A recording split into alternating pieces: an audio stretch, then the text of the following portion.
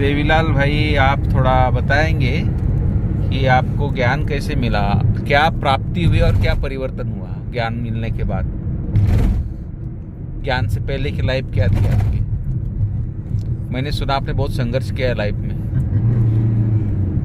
ज्ञान मिलने से पहले हम अलग दुनिया में थे, क्योंकि हमारी दुनिया ऐसी थी कि जहाँ हम जॉब करते थे वहाँ हमारे साथी भी थे, और ज्ञान में आने से पहले मुझे अचानक ऐसा आभास हुआ कि कुछ भक्ति करना चाहिए जी।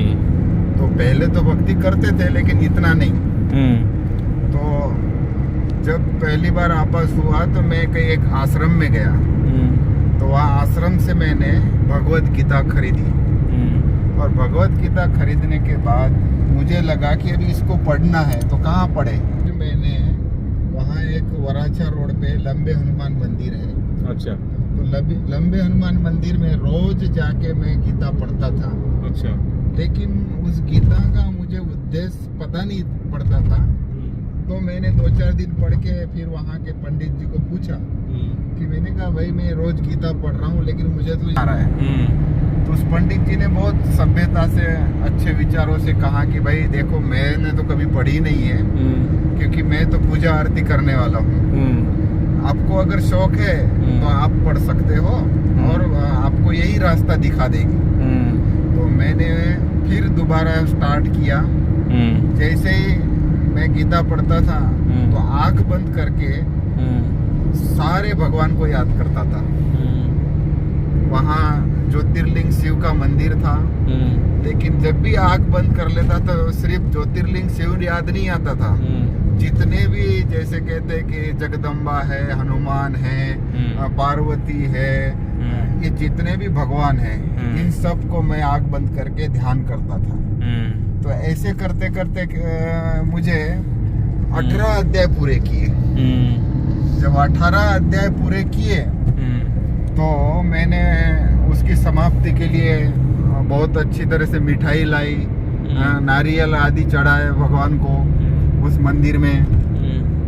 और उस दिन मुझे पता नहीं कि मुझे बार बार ऐसे दान करने का इच्छा होता था। कोई भी आवे उसको कुछ पैसा पकड़ा देता था, किसी को कुछ देता था, तो गरीबों को भी दान किया उस समय। दिन रास्ते चल रहा था और हमारे कंपनी में छुट्टी थी, और छुट्टी के दिन हम रास्ते चले, चलो मंदिर में जाके आते हैं। तो मंदिर में गया, जाते समय तो कुछ नहीं मिला, लेकिन जैसे ही मंदिर से रिटर्न आया एक बोर्ड मिला।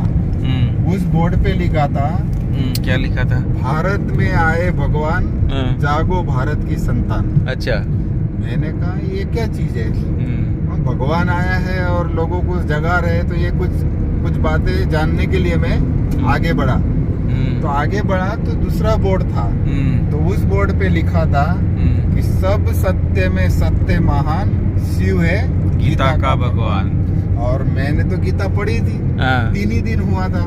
तो मैंने कहा इतनी बड़ी गीता पढ़ी तो मुझे तो उसमें नहीं पता पड़ा कि भाई उसका भगवान शिव है। उस जानकारी के लिए मैंने उस भाई को आग्रह किया कि भाई इसमें मुझे कंफ्यूजन लग रहा है कि आप सच बताओ कि गीता का भगवान कौन है। तो उन्होंने कहा थोड़ा समय दो। तो समय लेके मैं उसके पास गया, वहीं एग्जीबिशन लगा था, माना शिव और गीता के बारे में बताया। कि मैंने कहा भाई मैं तो इतनी गीता पढ़ी है, लेकिन उसमें तो नहीं लिखा कि मैंने शिव भगवान है करके। तो इसका विस्तार सुनाने के लिए वो भाई बोला कि थोड़ा समय दे के मेरे पास आ जाओ। तो उसने मुझे समझाया, तो मुझे बहुत बातें समझ में आ गई। और फिर उसने एक श्लोक बोला, वो श्लोक मुझे पक्का याद था। मैं गीता पढ़ा था तो वो श्लोक याद था। तो वो श्लोक था कि यदा यदा ही धर्मस्य ग्लानिर्भवति भारतम अभ्युत्थानम धर्मस्य तदात्मानम सृजाम्यहम्। तो मैंने कहा ये श्लोक तो पढ़ा, तो फिर उसका रहस्य फिर उसने बताया कि जब जब इस दुनिया में दुख, अशांति, पापाचार, भ्रष्टाचार बढ़ता है तभी भगवान इस धरती पर आते हैं। तो मुझे अभी तक क्लियर नहीं था, लेकिन इन्होंने कहा कि इस तरह से भगवान ने आपको वादा किया है तो वो आ गया है। तो मैंने कहा आ गया है तो फिर हमको तो मिलना है भाई। तो मुझे तो बहुत लगन लगी। तो उसने कहा कि आप हमारा यहाँ नजदीकी सेंटर है और आप आएंगे तो वहाँ 3 दिन का शिविर रखा है, तो वो करेंगे तो आपको ये सारा पता हो जाएगा। तो मैं गया पहला ही दिन। तो पहले ही दिन जब गया तो मुझे सत्संग में अगर बैठना है तो मेरा हमेशा यही रहता था कि सबसे पहले नंबर पे बैठना है। पीछे बैठना मुझे पसंद नहीं था सत्संग में, और आगे बैठ के एकाग्र चित्त से सुनने का मुझे पहले से आदत था। तो सामने बैठा तो बहन योग करा रही थी, और योग करा रही थी तो उनके आंखों के तरफ देखा तो उनके आंखों में इतनी एकाग्रता थी कि वो पलक भी नहीं झपकती थी। तो मैंने कहा कि भाई ये कौन सी शक्ति है कि जो एक रस स्थिति जो मंदिर में बैठी देविया जैसी ये बैठी है और पक रही है। तो थोड़ी देर के बाद फिर मैंने भी वही किया कि अभी मुझे झपकानी है, मुझे भी उस बहन के आंखों में आंख डाल के देखना है। तो मैंने ऐसा किया तो मेरे आंखों से आंसू आ गए। ऐसे आंसू आ गए कि जैसे कि मेरे कपड़े पे बूंदे गिरने लगी, और उतने में वो लाल लाइट में बैठे हुए बहनें सारी और सफेद लाइट हो गई। फिर वो बहन ने मुझे पूछा कि भाई आप रो क्यों रहे हैं? तो मैं जवाब देने में सक्षम नहीं था क्योंकि मेरे से अंदर से बहुत भावुक हो रहा था। तो मैंने कहा मैं रो नहीं रहा हूँ बहन जी, मुझे जो है कुछ अनुभव हो रहा है कि मुझे ऐसा लग रहा है कि मेरे दुख के आंसू निकल रहे हैं, बस यही अनुभव हुआ। तो दुख के आंसू निकल रहे और मुझे अतीन्द्रिय सुख का अनुभव हो रहा है पहले दिन। तो ऐसा हो रहा है? मैंने कहा हाँ। तो जैसे जैसे बहन जी ने जो कोर्स कराती थी, बहुत अच्छी बातें सुनाती, जिस दिन जो चीज कहा उसी दिन मैं धारण किया। कहा कि ये व्यसन ऐसी है तो उसी दिन छोड़ा, क्योंकि मेरे अंदर भी बुराइयां थी उस समय। क्योंकि हमारा दिनचर्या ऐसा था कि सैटरडे संडे ये 2 दिन तो हम लोग फिल्म देखे बिगड़ सोते नहीं थे, क्योंकि बड़े बड़े थिएटर थे सूरत में। 9 से 12 का लास्ट शो देखे बिगड़ हम सोते नहीं थे। तो ऐसे करके हमारी लाइफ थी। फिर हम गुटखा भी खाने लगे थे और हम सिगरेट भी पीने लगे थे। लेकिन जैसे जैसे जिस दिन बहन जी ने ज्ञान सुनाना चालू किया उसी दिन मेरा पूरा परिवर्तन, और उस दिन से व्यसनों का भी दूर हुआ। ऐसे करते मैंने अपने आप को समझा कि देखो मैंने एक बार गीता पढ़ी और गीता को भगवान को पा लिया। इसी अतीन्द्रिय सुख में मैं चलता रहा। चलते चलते फिर बहनों ने बहुत कुछ हमें बताया कि कोर्स करने से पूरा माना कोर्स करेंगे तो औरों को भी लाभ होगा। तो कोर्स करते करते फिर हमें भी बहन जी ने ट्रेनिंग दिया कि आपको भी दूसरों को बताना है। तो मुझे इतना नशा था कि जब भी कंपनी से छुट्टी मिले मैं सीधा सेंटर में जाता था। अच्छा। चाहे एक बार नहीं 4-4 बार सेंटर पे जाता था मैं।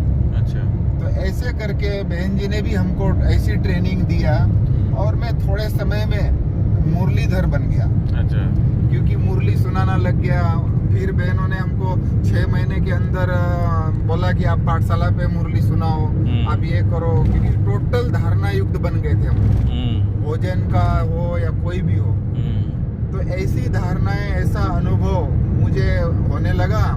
और पहले दिन जब बहन ने कहा कि ये 500 लोग बैठे हैं, अभी आपको भाषण करना है, तो वो दिन तो मेरे लिए ऐसा था कि भाई हम पब्लिक में कभी बोले नहीं है और भाषण करना है। और उन्होंने कहा कि आपको इस विद्यालय का परिचय देना है। अभी परिचय देना है तो परिचय देना है तो मुझे तो पहले लग गया कि भाई मुझे ही पूरा परिचय नहीं है तो मैं किसी को परिचय दूं। लेकिन बहन जी ने कहा नहीं, आप थोड़ा जानते हो, आपको पहले क्या थे अभी क्या हुए हैं, तो इस विद्यालय में क्या सिखाया जाता है यही उसका परिचय है। तो मैं पहली बार जब ट्राई किया तो मैं इतने पब्लिक के सामने अंदर से पूरा पसीने से भीग गया था। अच्छा। इतना पसीना आ गया था।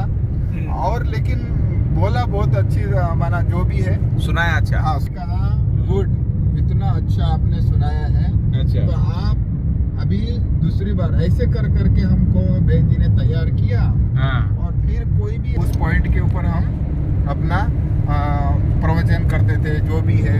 अच्छा। तो इस तरह से बहन जी ने हमको बहुत ट्रेनिंग दिया। वास्तव में देखा जाए तो भक्ति का जो फल है वो ज्ञान है। हम तो दुनिया में सोचते थे कि भक्ति का फल बाल बच्चे गाड़ी घोड़ा ये सब कुछ होता है, सुख शांति मिले ये होता है, लेकिन हमको हकीकत में गीता ने तीसरे दिन ही हमको भगवान को मिला दिया। इसीलिए मुझे इस संस्था में लाने वाला कोई इंसान नहीं है, डायरेक्ट भगवान ने मुझे यहाँ लाया है, और मुझे लाने वाला ये है करके हम किसी को कह नहीं सकते हैं। इसीलिए ये भी मुझे खुशी होती है। लेकिन 9 मास जब हुआ तो बहन जी ने कहा कि माउंट आबू जाओगे, सेवा में बुलाया है। तो अब बोला आतम भाई बोल रहे हैं कि अब मधुबन में सेवा की जरूरत है, अब दिवाली का सीजन है, आप जाएंगे। मुझे तो बहुत नशा था, बल्कि हमारा वो लास्ट महीना बहुत पावरफुल होता था कमाई का भी। फिर भी मैंने सब कुछ छोड़ के चला गया।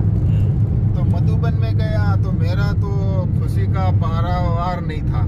क्यों? क्योंकि मधुबन पहली बार देखा, और ऐसे भी हम कहीं ऐसे घूमने ज्यादा जाते नहीं थे।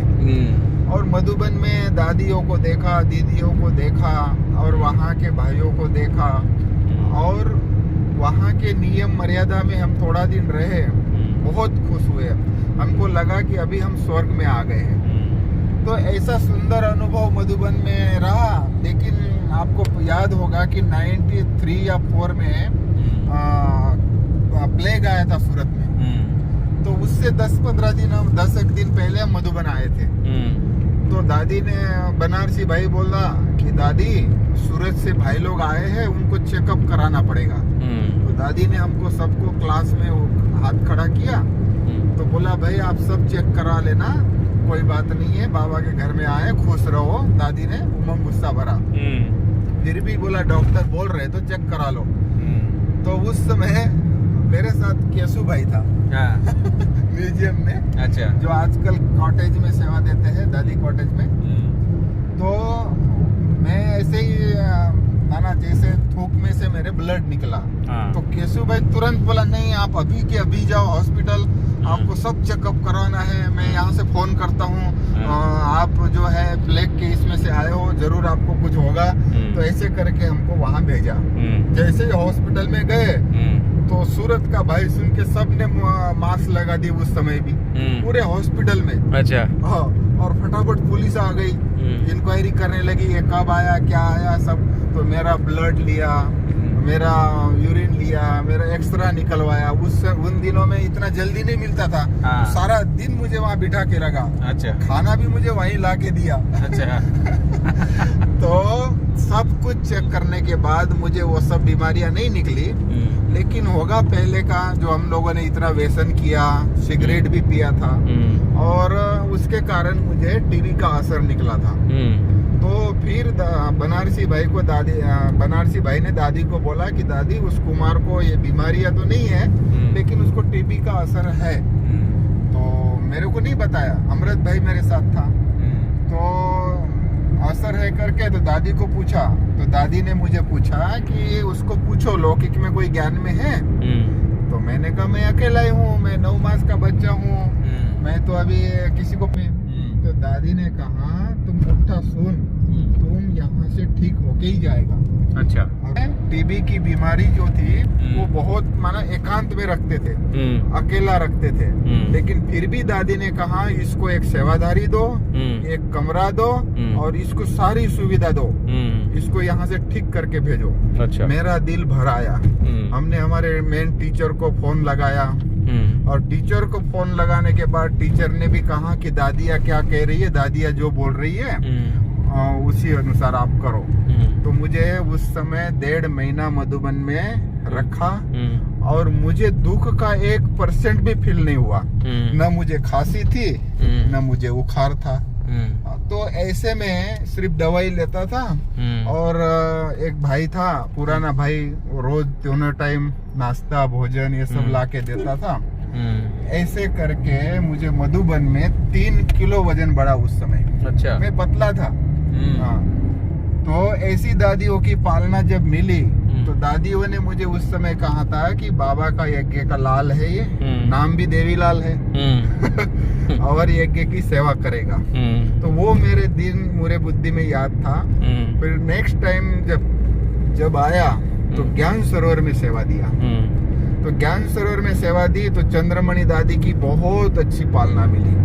दादी शेरनी थी लेकिन कुमारों के लिए पालना की एक प्रतीक थी कि आप उनके पास बेधड़क जाके आप अपना मिल सकते थे। तो दादी ने मुझे बहुत पर्सनल पालना दी और दादी ने मुझे बैलेंस सिखाया जीवन का, लौकिक और अलौकिक। तो जब बैलेंस सिखाया तो दादी ने कहा कि आप अगर ये दोनों बैलेंस में रहेंगे तो बाबा के घर में रहना तो ठीक है, बाबा रख लेगा, बाबा के घर में सेवा भी है जी, लेकिन लौकिक का भी अगर आप थोड़ा सा ख्याल रखेंगे तो आपको यहाँ बैठे हुए भी आपको माना आपका अकाउंट चलता रहेगा। बराबर। तो ऐसी दादियों की पालना लेकर फिर मैं उस समय लौकिक घर गया। फिर तो बहुत सारा, क्योंकि लौकिक गांव में कोई सेंटर नहीं, कुछ नहीं, वहां से 50 किलोमीटर दूर सेंटर था। तो वहां सेंटर से जाके बहनों को हमने हमारे गांव में बैलगाड़ी से लाया। लेकिन दादियों के श्रीमत अनुसार मैंने प्रोग्राम किया और उस प्रोग्राम का रिजल्ट देखा हमने। कई पाठशालाएं खुली, कई आत्माएं, ऐसे नहीं कि 1-2 साल में, 2-3 साल 4 साल के बाद आत्माएं निकली। और आज इतनी मुझे खुशी है कि हमारे परिवार से सगी बड़े भाई की बेटी 3 है, सेंटर में समर्पित है। मामा की लड़कियां 2 है, वो सेंटर में समर्पित है और गांव की 2 कुमारियां हैं। ऐसे 7 कुमारियां हमारे परिवार से, हमारे लौकिक से समर्पित है और 4 कुमार है और उसमें से 3 कुमार मधुबन में है और 1 कुमार जो है वो जॉब भी करते हैं, बाबा की सेवा भी करते हैं। इसीलिए दादियों के वरदान जो मुझे मिले हैं, मैं उस वरदान को हमेशा याद रखता हूँ और कोई भी परिस्थिति आती है तो दादियों का आशीर्वचन लेके और आशीर्वाद लेके आगे बढ़ता हूँ। जीवन का बहुत सुंदर अनुभव हुआ। उसके बाद हमें जहाँ भी सेवाएं मिली है उस सेवा में साथी भी ऐसे मिले हैं। तो इसी अनुसार बाबा के घर में रहना हुआ और आज देखो हम ईश्वर भाई के साथ सेवा दे रहे हैं और हमारे बड़े भाई है। हमें तो हमेशा लगता है कि हमारे फ्रेंड है, हम दिल की बातें करते हैं, हमें कोई ऐसा महसूस नहीं होता है, डर नहीं लगता है कि भाई हमारे इंचार्ज है। लेकिन वो उनका लाइफ ही, उस लाइफ से हमें हमेशा हल्कापन महसूस रहता है। इसीलिए बाबा के अलौकिक सेवा में भी हमें बहुत खुशी मिलती है। थैंक यू देवीलाल भाई, ओम शांति, धन्यवाद। बहुत अच्छा अनुभव आपने सुनाया, थैंक यू।